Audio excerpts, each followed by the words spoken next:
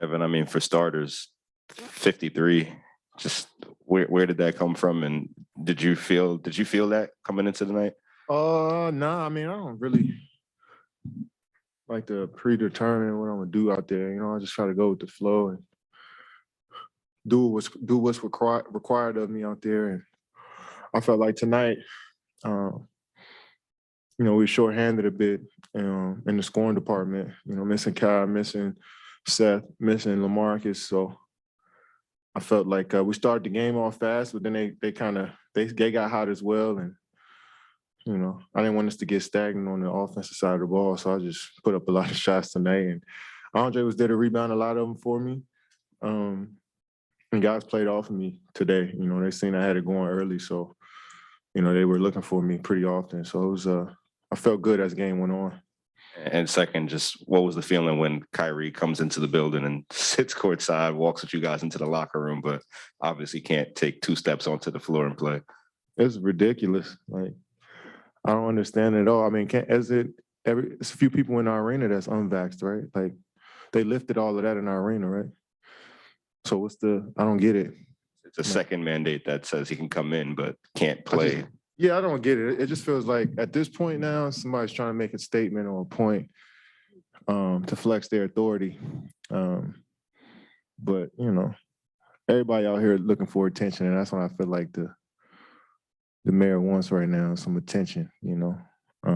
But he'll figure it out soon. He better. But it just didn't make any sense. Like, there's unvaxxed people in this building already.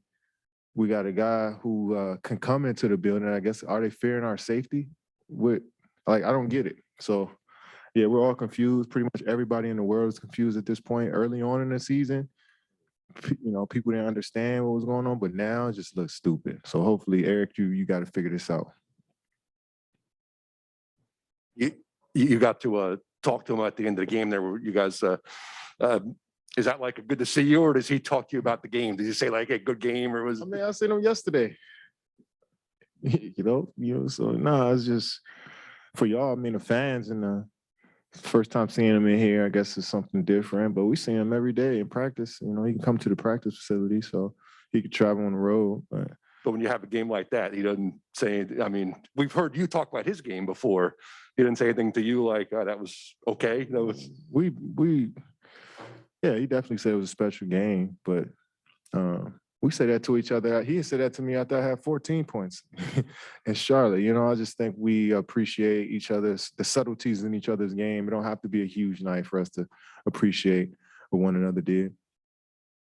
Kevin, what's it like being out there on the floor and feeling like you can dominate whenever you want to? What's it like?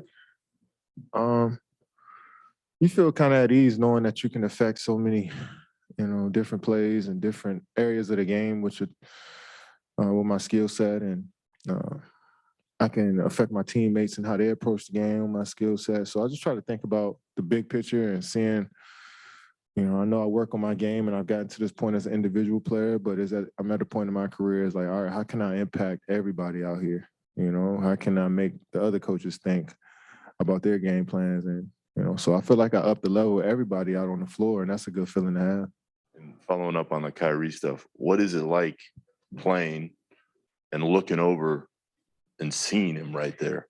Yeah, I was at the free throw line, I think, when he walked in, and me and Drum looked at each other and was like, yo, this is unreal. Like, I've never seen nothing like this before. And we just smiled. And I mean, been like, we can say that about a lot of situations over these last 2 or 3 years where things just didn't make any sense, you know, especially with COVID being involved. So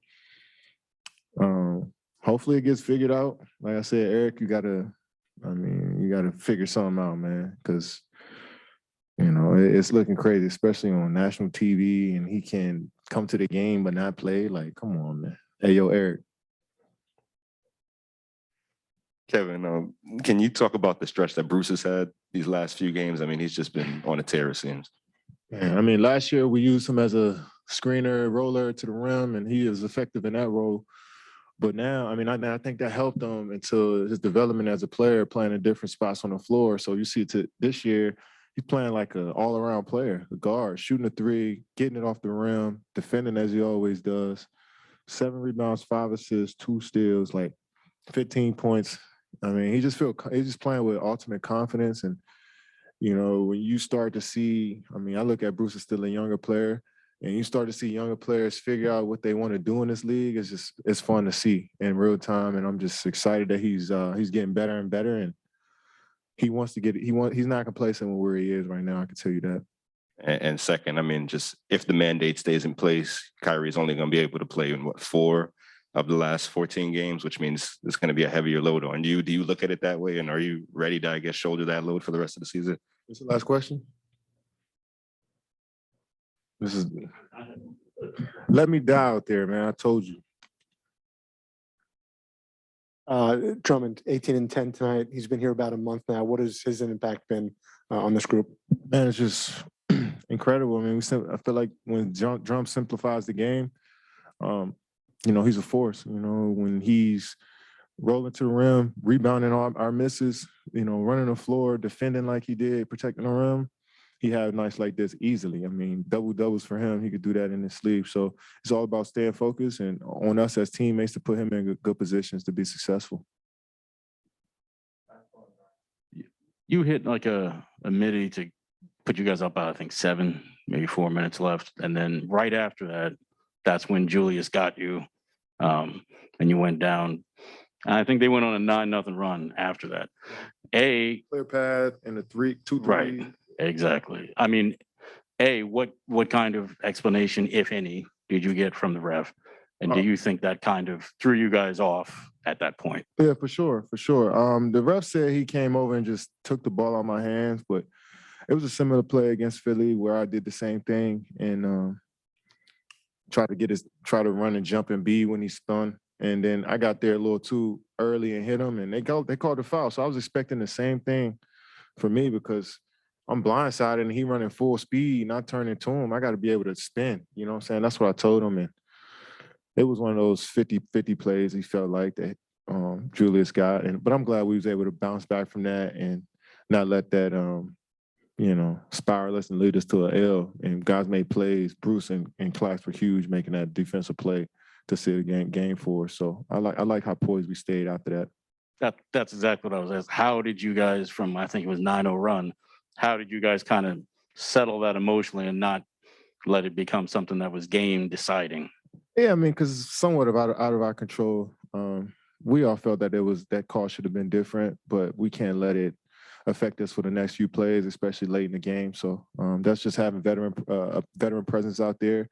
Guys understood that we just got to keep pushing and win the game, and that's what we did.